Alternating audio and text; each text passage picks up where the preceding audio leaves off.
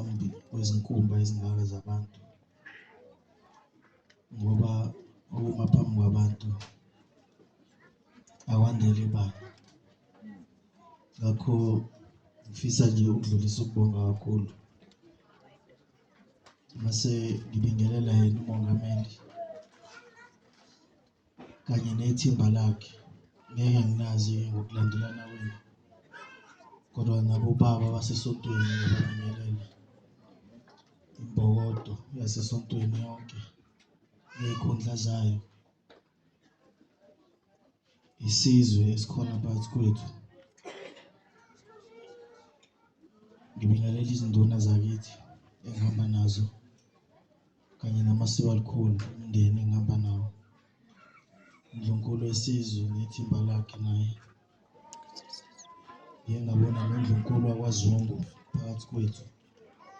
Ngiyakhuleka Ndlunkulu, ngijabulile nje ukubona ukuthi ufake leli bhantshi elibomvu. Awusasho masingabe emhlanganweni ukuthi asifake namabhantshi. Uyahamba Ndlunkulu uyofaka leli bhantshi. Akusenani-ke akuvela kanye kanye phambi kwenkosi.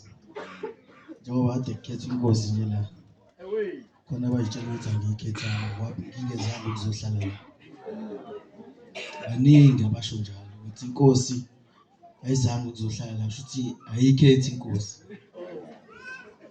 Ngifisa ukusho-ke namhlanje ukuthi inkosi ngiyikhethile.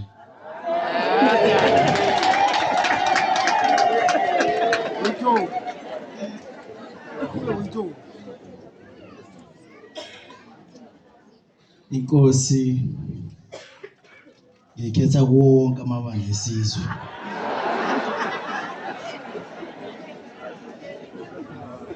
Yes. Wonke amabandla esizwe. Ngiyayikhetha inkosi kuwona noma engangimemanga wona, ngiyayikhetha njengoba ngila.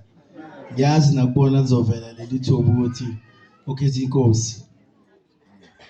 Ngiyayikhetha inkosi ephezulu iyabona ukuthi ngiyayikhetha. Inkosi ikhetha inkosi.